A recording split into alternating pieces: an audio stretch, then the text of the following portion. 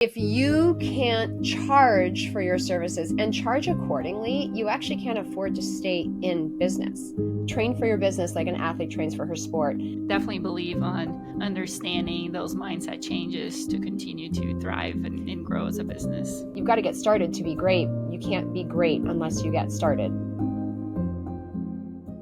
Hello and welcome everybody to a new episode of the Accidental CEO podcast. Today I have Larissa McCool with me. She is a queen of abundance. That's what I'm going to call her. If she hasn't called herself that, that's what I'm calling her from now on. So Larissa, welcome to the show. Thank you for having me. I've never been introduced like that, but I like it. That's your new title. We're going to, sealed today. It's ready to go. I'll take it. Perfect. Tell us a little bit about just who you are and what do you do and where are you? Yeah, so I have a coaching and training company, Abundance Academy, here in Toronto, Canada. And when I first started, before I even started this business, I grew up with a history of abuse and a poverty mindset, and my world was not full of abundance. Actually, in fact, it was full of abundance. I just didn't see it. And over time, I started learning so many beautiful things and integrating them into my own life, integrating them with other people that I worked with. And so now we work with high achieving women that are beautifully successful on the outside, but on the inside, they know they're looking for more. They want to be more, they want to do more, they want to have more, and they don't want to feel guilty about it. And they are tired of settling for the life they think they've been given, and they want to go for the life they actually are entitled to. I love all of that. That's why you need to be the queen of abundance. See, I am the queen of abundance. I've already adopted that identity. Perfect. So let's just talk a little bit more about your background and how you ended up where you are today. I know there's a lot into your background, ranging from dancing in the US, as financial services, and in a lot more. So tell us a little bit about this journey of yours. Yeah, I feel I remember when I was 14, I was handed a university calendar. One of those, it was a printed book that had a lot of newsprint pages that basically told me I should figure out what to do with my life at that point. And I remember my heart sinking to the floor, and I had no idea what to do with my life. And when I got to school, I remember the one program I wanted to take was actually discontinued the year before I got to university. And so I changed my major, I think about 5 or 10 times. However, what I did learn is that there is no one straightforward path to success. And it took me a long time to figure that out because I graduated and life was beautiful. However, I never went searching for a career or an opportunity. Opportunities just seemed to show up on my door. My first career was in financial services. It just appeared.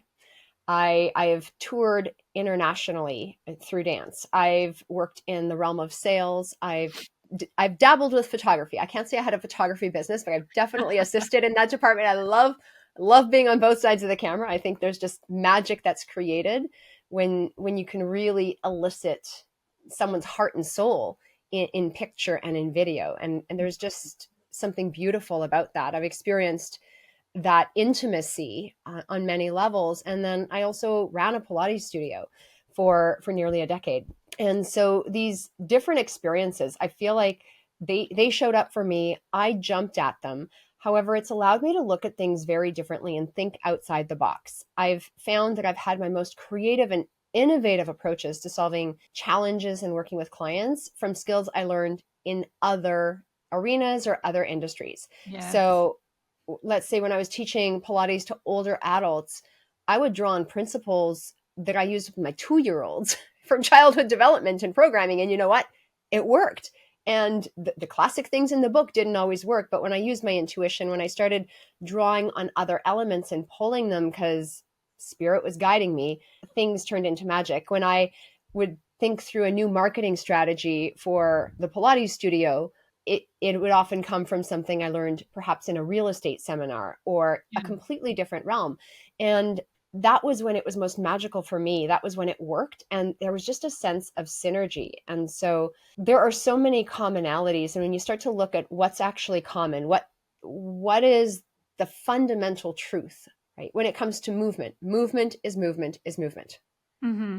Marketing is about people and learning what people want and helping them go through an emotional experience and guiding them down a path to agreement. And so when you really look at the fundamental principles, they become exciting. Yeah, I Yeah. love that. I can see how. So before we started recording, Larissa was telling me how she listened to my story and found a lot of commonalities when it comes to our paths. I can see why you saw that. So many creative entrepreneurs really struggle with the starving artist mentality. How do you work with your clients to kind of shift that kind of mindset towards one of more abundance in the business ownership? Yeah.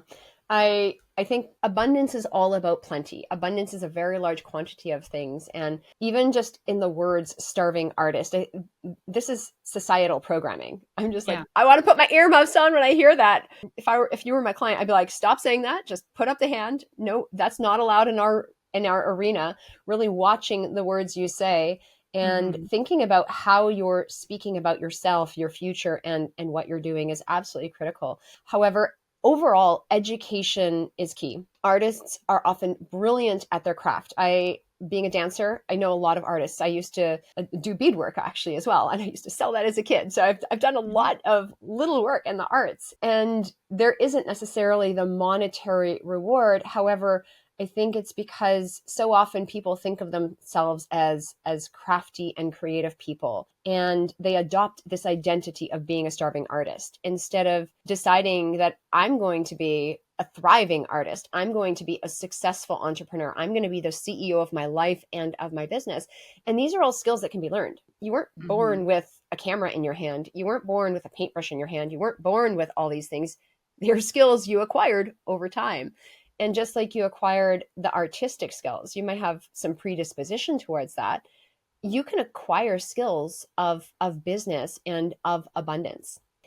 Within business especially, I think when you take on a growth mindset and realize it's a learning process, you learn things like how to have a long-term focus. That's a very abundant way to live. A lot of people barely know what they want to do next week, never mind next month or next year or 5 or 10 years from now. Like, a long-term focus is a very God-driven and abundant focus. That's a looking beyond where you're at is really key because it gives you something to strive for. Realizing it's a process. It's not just about getting the outcome. There are steps along the way, and you're going to fall on your face. You're going to suck and you're going to fail. But those obstacles are actually called opportunities, so you could find a better way and come out stronger on the other end. Like, it's going to take effort, and it can be joyful and it can be fun. It will take work, but it doesn't have to be hard and icky work. It can actually be really inspiring when you decide to focus on the good things and focus on the things that you're learning and how you're moving forward, allowing yourself to be inspired by others. And even from a business perspective, realizing profit is the first order of business. Yeah. If you can't charge for your services and charge accordingly, you actually can't afford to stay in business. If you're Mm-hmm. paying to do your business, that's called a hobby, and that is totally cool. Just don't call it a business. It's okay to Yeah. charge for your hobby.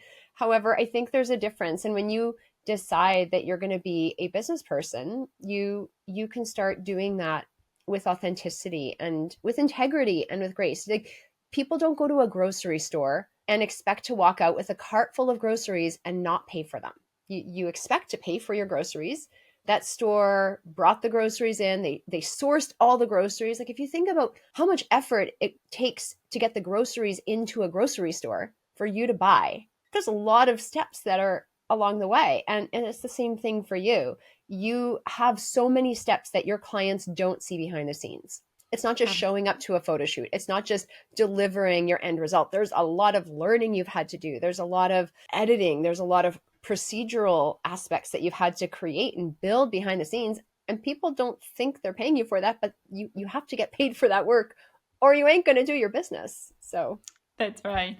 Yeah, mhm. I mean, the government officially actually declares you a hobby if you're not making money for a specific amount of time. So, making money is definitely something that is important. It should be front of mind when it comes to sustaining your business, to allow you to do the things that you love to do at the end of the day. So Mhm. I want to ask you to reflect a little bit and share with us the moment of your life when you actually realize that, oh, I am a business owner, I am a CEO now. And how does that change your mindset? What was that process like for you? Yeah. That's a really great question. I remember when I first started my business, I started ready, fire, aim, and I did not have a plan. I'd always done business, but I never saw myself as a CEO. I never wanted to adopt the identity. I thought it was very corporate and stuffy. Yeah. And so it took a while. And I my previous position that I held, I was there for over a decade. I loved my old life. I loved my work. I loved my clients. I earned good money. I had a nice title. And I was really afraid to leave it behind. I actually started this business and I stayed in my previous business part time in my previous job. And looking back, I shouldn't have. I should have just made a clean cut. But I was so afraid to let it go because it was such a huge part of me and my life. And when I finally cut the umbilical cord, I didn't feel free. I didn't feel like, oh my God, life is amazing. It took a good couple years for me to get over the grief of leaving something that was so good because it was so good. Yeah. And despite the fact that it was good, it was also time to move on. Like it wasn't the right thing anymore. And I think sometimes people don't expect that, they don't anticipate that. And they're afraid to even admit that because they're like, woohoo, I'm encountering this new entrepreneurial thing. It's supposed to be awesome. And it was awesome. There was also things that were awesome about the other life that I no longer had. And to really fill those gaps took a while. And so I think that was a big turning point, is having that grieving process and realizing what it was once it was over. Now I'm so incredibly grateful. I would never ever consider going back to that previous life. However, I couldn't have seen it as I was in it. I'd never heard anyone talk about that. And one of my mentors, Kelly Roach, you were saying, like, how did I adopt that CEO mentality? Kelly Roach says, train for your business like an athlete trains for her sport. She was an NFL cheerleader. Mm-hmm. And she's always taken that disciplined approach to business. And business isn't just like you show up and everything's working. You have to allow it to work. You've got to take some steps to make it work. And so I got into training mode and I said, okay, well, I know how to train. I know how to prep for a show. I know how to condition my body. I know how to run the drills. I know how to look at things from different perspectives. I'm going to do this in my own business. I'm actually going to decide to put my business owner hat on, literally.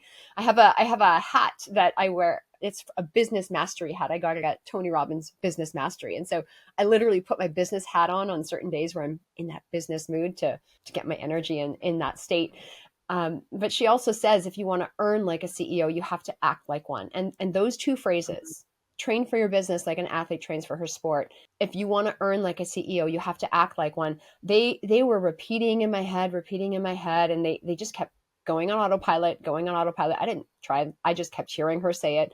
I would cheat one day, and then she's like, if you want to earn like a CEO, you have to act like one. Like I could just, she's in there. She's in there. Every time I think about that, every time I hear the word CEO, it's like I hear Kelly saying that.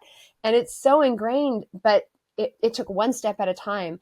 And I think putting that business owner identity hat on was an absolute game changer. And it was something necessary. It wasn't just a nice thing to do. It was a huge catalyst for me. That's great. Okay, maybe we are soul twins. I love that you mentioned the grief process of leaving a job, that you're not necessarily living in a bad situation, right? Because I think those are a lot easier to leave behind and be happy about it. But I was in a very similar situation, leaving something that I loved for many, many years, that I worked so hard for, and that I was so happy in, to a certain degree, to slowly transitioning into my new business that was also a side business for a while, because I didn't want to completely let it go, and then making the transition and now realizing, one, probably should have done a little earlier. Two, never imagine going back to that setting, and by giving yourself that time to grieve that Mhm. process and that transition, which then allows you to be in a better mindset, I think, to adopt your new identity as a CEO. Because it is a transition, especially going from working for somebody and serving somebody else in your day to day to now being the boss of your life and your business and as new CEO. So there's definitely a transition period that I feel like we kind of neglect and just run over it and don't give ourselves time to process. So I like that you mentioned that. Well, what do we do? We sit on these phones and we expect instant, instant, instant, Mm-hmm. and that's not serving us. Like, this is making us create these expectations that everything should happen right away, but we need something called white space so that we can allow things to land and settle and the new answers can come to us. The answers are all within us. You just need to give them space to come to you. And if you stay busy, and there's so much emphasis on being busy and keeping your schedule Mm-hmm. full, and let's text to see if we can find a time to talk. I used to just have people call me, like, pick up the phone and let's Yeah. talk. People used to just drop by my door and I used to just go to people's houses. Now you have to arrange for a play date for your kids. You've got to arrange a lunch. Like, everything has to be arranged. It's not the same as it used to be when I grew up. It was so much more Mm-hmm. organic, and things are so much more structured, and there's a benefit to it. However, there's also a disadvantage because it keeps us in that busy mode. Yeah. So you mentioned the importance of the three C's. So clarity, confidence, and conviction in really overcoming the subconscious blocks of self-sabotage, which we are the best at doing when it comes Yeah. to entrepreneurs. Can you share maybe a client success story where those principles kind of transform their approach to their business? Yeah. I actually have, I think clarity, confidence, and conviction are so important. They're so powerful because when you have them, you have a structure to move forward. I have a client, and she actually, when she started with me, she didn't have a business. Her She was working for someone else, but her husband had actually been diagnosed with early onset dementia, and her whole life was turned upside down. And she had a life plan, she had the long term vision, but all of a sudden it was pulled away from her, and she didn't know where to start. And so one of the things she did is she slowly rebuilt that vision over time. And um, I think a lot of times when we're leaving a position, we might be going through a grieving process. Maybe we don't have a spouse that's passing away. That's her story. But like for us, we had that grieving process. Something really good was taken from us. We had a vision or had some kind of preconceived notion, and it had to change. And Mm-hmm. so often people don't take the time to recreate their vision. And so she started day by day, bit by bit, recreating a new picture of her life without her husband. And letting go of something good is very difficult, and it can be a necessary part of the process. So I think she slowly built it up over time, and then what really helped her start building confidence was she didn't just build the vision, she actually acted on her vision. She's like, okay, now that I have this vision, it's getting clearer, let me take one tiny step. She had to start with tiny steps, but she Mm-hmm. started with a tiny step. And so even one little seeming step was, I want a herb garden. She bought herself a plant. It was a simple seeming step, but that one step led to another step, led to another step. And all of a sudden, now she is an established authority in her field. She's a go to expert. She's actually started a business. She's Mm-hmm. got a business. She's been asked to sit on advisory boards, share her stories and experiences on TVs and in summits. She's got a course that she's created, and everyone in her industry is saying, this is so much more powerful and effective than anything they've actually come across. Because instead of keeping people in their victim story, she says, you can have a bad situation and make something good out of it. And here are the concrete tools. Mm-hmm. And so she didn't have a business hat, but she decided to put on her business hat. And I think so often, instead of running away from it, moving forward, that is so powerful. So stepping into that identity and doing the do, building confidence is about building competence, whether you have it or not. Yeah. And the conviction is really standing for something and being connected to a higher power and a purpose or something bigger than yourself. And in this process, she realized, she's like, I know I'm helping people, but for this client, she's like, I actually realized I am becoming literally such a different version of myself. She's like, I wish my husband could see me now because I used to do everything for everyone else. I used to be this nice mother, this nice grandmother, this nice person, but I never actually knew who I was. I never really fully embraced my own skills. And sure, she's got a business, she's helping other people, she's doing the do. And along the way, she's found herself in the process. And I think that's so beautiful. When you give yourself the space and the time to be able to do that, you are your most beautiful gift. So that, I think that's a really beautiful story, because I think it does parallel some of our experiences as well. And I think every Mhm. entrepreneur, everyone that's in business, you get into business to help people, to earn money, to make a difference. But what do you actually find? Yourself. Like when you really look down to it, you find strength and perseverance and something within yourself that you didn't know was there before, because your biggest obstacles are going to come up as you move forward in business. Yeah, And these are your chances to rise to the occasion. It's such a beautiful gift. definitely cannot predict until you start moving along No, and doing the no. doing the thing. Yeah. What is the number one mindset block that you find with your clients, especially specifically business owners, people that are trying to grow their business? What are the common things that you see as a mindset block? I would say like it goes back to the clarity, the confidence, and the conviction. They don't have the clarity of what they want. They don't develop the confidence, and they don't have a conviction behind it. And they tend to feel stuck. They don't have the belief in themselves because they don't have the infrastructure in place. So they get stuck on a hamster wheel. Why am I not good enough? Why is it not working? Why can't I earn more money? And they get these voices of self-doubt and self-sabotage get in their head. It's a little different flavor for everybody, but they keep looping on autopilot. Whereas if they just went back to basics, just like the basics in business, profit is the first order of business. How do you find profit? You say yes, and you allow a client to pay you. Right? You say, I am ready, please come. I am open for business. You don't say, no, don't come to my website. Oh no, don't go to my social media, don't want to call with you. You go out and say, my doors are open, I'd like to work with you. And then you let them pay you. And it really is about the basics. You have to practice the basics, get proficient in them, and also really pay attention to that inner belief system, because it's those little voices inside your head that are going to cause you to stop doing those things. It's the little voices that will allow you to go through the motions of business and success, but not actually thrive with them, right? Hmm.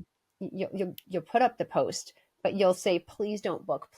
And you know what? They won't book, or they'll book and then they'll cancel.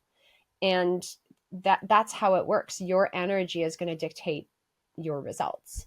Yeah, I just made a video yesterday about the subconscious upper limit and how we Yeah. subconsciously kind of keep ourselves into this ceiling of success and don't let ourselves advance. So a Yeah. lot of times it comes across as maybe I'm procrastinating, right? So it comes Mm-hmm. around that time where you're going to finally launch that course, or you have this big product announcement, and then out of the sudden, instead of doing that, you are deep cleaning your kitchen, kind of self-sabotaging yourself into doing something else.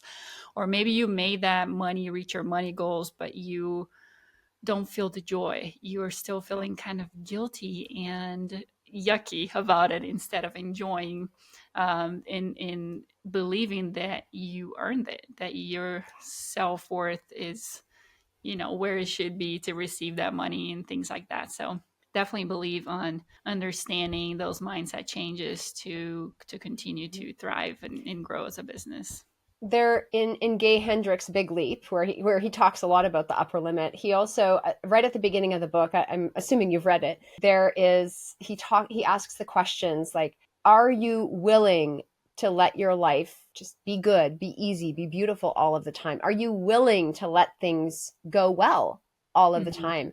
And I remember when I first read that, I had to ask. I'm like, I know I want to just say yes, but I'm like, am I actually willing? Like, wow, I have so many advantages to keeping problems in my life. And we call that Hmm. secondary gain. There, I talk about it in my book. It's secondary gain, which is where you have sneaky advantages to keeping your problems around. Like if I get sick, I get to stay home and have a break. Mm-hmm. Or if my dog eats my homework, I don't have to face them and say I didn't actually do it. Yeah. Whatever it is. But we have these sneaky saboteurs. And when we actually do allow ourselves and ask ourselves those difficult questions, am I willing? Because we're all able to do it. We may not know how to do it yet, but are you willing to give it a shot? Mm-hmm. Are you willing to give it a try? And that's a choice that you have to make, because we're all able. And it's tough, because it's a tough pill to swallow. At first, I was like, I am not. And then I'm like, I better ask myself these questions every day, because I'm in the mindset world. I'm supposed to be Miss Positivity. And it wasn't like that the first time I asked those questions. And it Yeah. really threw me for a loop. So, At face value, it seems like, yeah, how would you not say yes to these questions? But when you really start thinking about it, are you okay with shining bright, which might overshadow some people around you? Are you okay with being, allowing that abundance that maybe is money abundance, maybe is happiness abundance, or whatever kind of abundance you want in your life, and be okay with the changes that would happen? Maybe the friends that you have today are not going to be part of your group anymore as you grow and evolve and change to that kind of mindset. So it's easy to say yes without thinking about it, but I mean, when you really reflect on it, are you allowing yourself to really go there? So I love that.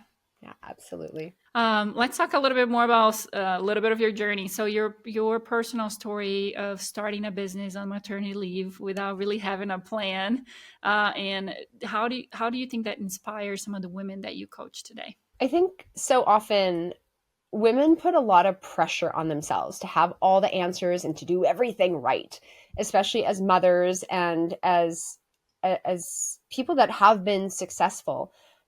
I think when people realize you don't have to have all the answers, I started my business Ready Fire Aim. I don't recommend it. However, if you're in the boat, keep going, right?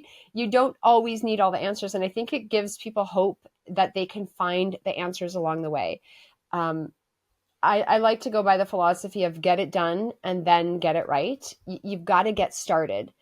And I think it's Les Brown that says, you've got to get started to be great. You can't be great unless you get started. I'm paraphrasing it. I think I Right. messed it up, but you have to just get started, and you're going to grow your wings along the way as you fly. It's never going to be perfect, and it's always going to be perfect at the same time. You just don't know what that's going to look like. Yeah. Do you get it going? Yeah. In your transition to mindset coaching, what was the biggest challenge that you faced, and how did you overcome it? Oh, okay. Getting systems. Oh, a phone call. Okay. Getting systems in place. I had a lot of other systems that were already in place in previous businesses that I had established. But when I started this business, I didn't have like, here is an established company you get to step into. Here's a back office. They gave me a few things to get started from the advisors I'd worked with, but I really had to build things from scratch and actually think about, what do I want this business to be from the very beginning? And it took me a long time to get started, and it is still continuing. I don't think systems ever end in business. It's a big job, and as soon as you get them set, you up level, and then you have to evolve the systems to your next level of growth. And so how did I overcome it? There was one day I was not able to sleep. So it's like 3:30 in the morning, and I am like, spirit is shouting, and I'm like, I can't stay in bed. So I got up, I got to my computer, because I started writing in a notebook in the dark and it wasn't working very well. So I got to my computer, I opened an Excel spreadsheet, and 171 SOPs later, I identified 171 SOPs that I categorized. I felt so complete, and I had a list. And I was like, oh my gosh. And then I told a few other people on the call, and those that had like bigger businesses, they were so excited for me. They're like, oh my gosh, that sounds so sexy. That's so exciting. And Mm-hmm. creating a list of like a master database of the SOPs you have and you want to create, because we had some and some needed to be up level, but I put that big list together. I'd never had that before. I think that was a real big turning point for me, because it gave me that structure and something to come back to. So it was very, very sexy. I need to go back to that every month. Otherwise, it That's falls off great. to the wayside. Yeah. That's great. Yeah, I feel like it definitely probably helped you feel like a real business. But it, Yeah. when you put all that together, you're like, I have SOPs now. I am ready to go. Yeah. That's good. So you work with individuals across a broad age spectrum from 2 years old to 95 years old. Hmm. How do you think that experience kind of inform your coaching practices, especially when it comes to those deeply ingrained belief systems that comes from childhood? Yeah. I've worked with people from a wide variety of ages, and one of the things I've realized is you're never too young and you're never too old to learn, to start learning and to keep learning. And I think change is possible at any age and any stage. I don't buy into people's stories. I am compassionate. I appreciate that that is your circumstance, but that does not have to be your destiny. And so often people love to tell me about their stories, and I may listen to parts of it. However, there's a part where, do you want to just keep telling me the old story, or do you want to do something about it? And keeping their success, really seeing the best possibilities in themselves in my mind at all times, is something I think I'm very, very good at. People say, Larissa, I borrow your belief in me because I don't believe in myself. But I've seen so many people make changes from such terrible situations. I've seen people overcome obstacles that seem insurmountable to other people. And they're pretty straightforward things they've done. They're not magical things that they do. They just Mhm. do simple, basic things. And I've seen it happen over and over and over again. And I realize that success is a journey. I know that people can overcome things. I know people, regardless of where they're at, can move to another side. All they have to do is take the first step and take the next step. And I like doing this analogy where it's like, okay, here you are, and you take a first step, and then you take a next step, and then as you're taking the step, it's kind of like you have to pull back a little to take the next step. So there's like a little bit of a wind up to take each step. But when you take a step and stop, it's a lot of effort. But if you take a step and keep going, even if it's slow, you use a lot less energy. You expend a lot less energy. The unconscious mind, one of the prime directives of the unconscious mind, is to work with the principle of least effort. It doesn't Yeah. want to work harder than it needs to. What do systems allow us to do? Automate things, have them flow so you don't have to do all the thinking all the time. What does our heart do? It beats the blood, it pumps so the blood flows through our entire body. We don't have to Mhm. think about our heart every time it beats. However, it does it automatically because there's something wired in our neurological system to keep it going. Like our whole body functions without us having to think about it. And when we start putting systems in place, that's what your business does. There are little heartbeats and biological ecosystems in your business that you can start putting in place that will do that same thing for you to free up your mental space for something that's actually more important. So change is possible.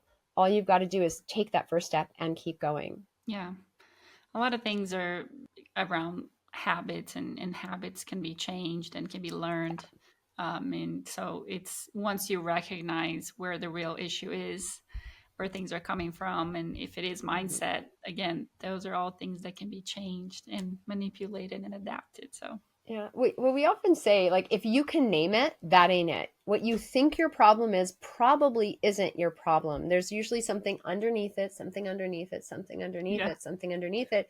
And you've got to be willing to go deep. If you're not willing to actually pay attention to yourself, right? The first problem you think you have in your business, oh, I don't have enough clients. That's not the actual problem, right? Hmm. Oh, I don't have the right message. That's not the actual problem. There's something deeper that that is the root cause of that problem. And same thing with your Hmm. limiting beliefs in your mindset. There's something deeper, and you've got to be willing to go there. And when you are, it's not comfortable, and it's so rewarding on the other side because you come across stronger than you ever have before. Absolutely. Mhm. So, your business really aims to create that healthier, wealthier life across the generations. What are some of the strategies that you use to really make sure that you work on a lasting impact when it comes to both your clients and their families? Yeah. So I like to keep things simple. So we have a lot of really sophisticated techniques that we do and that we use within our toolbox. But at the core, it's really about dreaming and doing and locking it in. So creating that vision. And not just creating it, but allowing yourself to dance with the possibilities and keep playing with your vision. Step into that childlike curiosity. It's like when you're a photographer and you do weddings and you do weddings and you do weddings and you're like, oh, another wedding. They become routine. Mm-hmm. However, when you go on a play date with a photographer friend, it's really fun. And so I do my business on a regular basis. I have a CEO friend that we get together every few months when she comes to town. So we go out and have a CEO play date. Like we just have a very different day where we discuss things, and we're not doing business with our computers, but the magic that happens and the thoughts and the ideas that come from that day are always beyond what we could comprehend. And so simply dreaming and getting that childlike curiosity on, allowing Yeah. yourself to play is so, so critical. And I think so often when we get to business, it gets serious and you have to have a future. You've got to provide for your family and earn the money. And we forget about, why are we even doing this anyway? Why are we being creative? Why are we allowing ourselves to have a business in creativity? When you're in the arts are so filling and fulfilling, but when you have to turn it into a business, it becomes a chore. So continuing to dance and play with that, the doing is literally running the drills, taking action on the dream, but also celebrating is so critical, because you can have the vision, you can take action on it, and you might get the success, but most high achieving women do not celebrate. They don't take the time to pause and say, wow, this was really good. And I'm gonna sit here for 5 minutes and just allow myself to actually feel good about it. No, they're like, okay, well, that was good. Let's see what's next on my list. Oop, next meeting. Oops, next thing. Oop, gotta go make dinner. One of the things I put together for my clients, I made them a success journal. Why? Mm-hmm. Because they didn't acknowledge their own successes, and some of them couldn't even write a success down and own it in the beginning, and some were like, oh, I'm too scared to write in the book, right? Because it really, it makes it permanent. And so locking it in through writing, locking it in by creating a mental picture and just going, like, snapping it into the movie of your memory is so, so key. And I think those moments where you hit the pause button are one of the biggest and most magical things that can allow you to thrive and to see your future evolve. You want a happier, healthier, wealthier life? Decide what that is, take action, but also appreciate it along the way, so that you don't miss out on the journey. You're not going to let your life just pass you by. Yeah, So, very good. Reflecting on your journey, how has your definition of success really evolved? And how do you convey that to your clients who are maybe struggling with their own definition of success? I know mine years ago was very monetary based. It's like, when I have the house, when I have the car, when I have this much money, I'll be successful. When I have this kind of title, or that, it tends to be very external in the beginning for a lot of people. And I think there's nothing wrong with that. I think we can still have that. I still want a lot more of those external things. However, that's not the ultimate thing that's going to make me feel successful or drive my success on a daily basis. Earl Nightingale, he has a definition of success, and he says success is the progressive realization of a worthy ideal. And that means having something that means something to you, like really connecting to something important and powerful and taking action on it on a daily basis, making progress each and every day. And in order to do that, you've got to know what you actually want and value and what's important to you. Going back to the clarity, like, it's all about the basics. This isn't, none of it's new, but it all keeps weaving into to the same elements.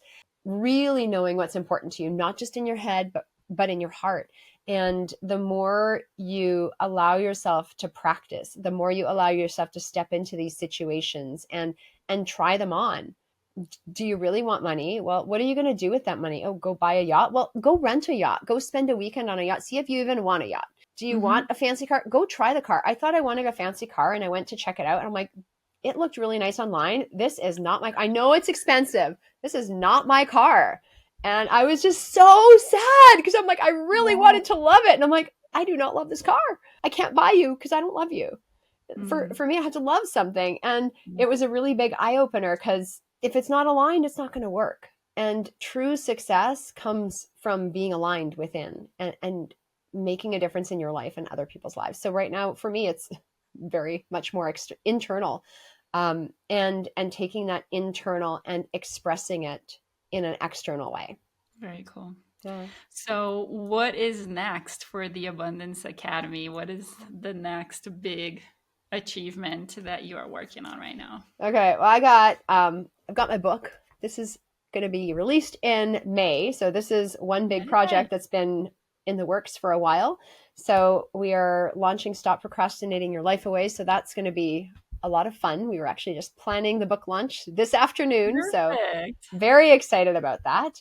And we're also starting a podcast this year. So those are two bigger initiatives that we're taking. Further in the future, some of the things that we really want to do is I'm so passionate about creating those positive ripples and positively impacting ourselves and future generations across the globe. I think from the perspective of health and of mindset, I think there are so many simple things that people just overlook, and they wonder why they're tired. They wonder why they can't think, why they don't function, Mhm. why they can't dream. Offering resources to families that just have never been aware or introduced to that. So both from a charitable perspective and also from a business perspective, really expanding into that family arena, because I think when families start to thrive, everyone else starts to thrive as well, and it starts at a really young age. I have a 6-year-old, and we're very passionate about practicing what we teach with him. My husband and I are very aware, and this isn't just stuff I do for work. This is stuff I integrate into my life, and I think it's so important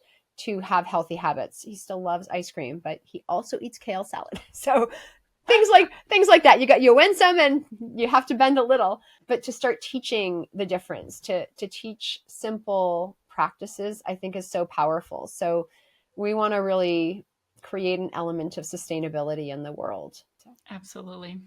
We'll link the book for you guys in the show notes so you guys can yay. access and go get it and learn all the good things about it. Larissa, tell everybody where they can find you if they want to work with you or just learn more about what you have to offer. Yeah, probably if you go to my website, myabundanceacademy.ca. So I'll give you that link. So Mhm. myabundanceacademy.ca. There is an event that I do each and every month. It's called the Abundance Activation Masterclass, where we actually talk about the 3 C's, the clarity, confidence, and conviction, in more depth. And I share 9 steps that are required for you to step into abundance. We look at what you need to do to overcome stress and overwhelm and whole lot of other stuff. It's jam packed. It's free. It's an hour and a half. So that's something that is usually, there's a pop up or something on the homepage that will lead you to that. And if you want to test drive us, that's probably the best first place to go. Or if you want to talk about more, then there will be a link to book a call right on the site at the top somewhere. Somewhere. Beautiful. I love it. Thank you so much for sharing all Yeah. your own personal experiences and a lot of what you share with your clients. I really appreciate you and your time. Thank you so much. Yeah. And thank you for having me. This has been an absolute pleasure. I appreciate you as well. You're very welcome. Thank you, everyone, for listening to us. And I'll see you next week in another episode of the Accidental CEO podcast. Bye.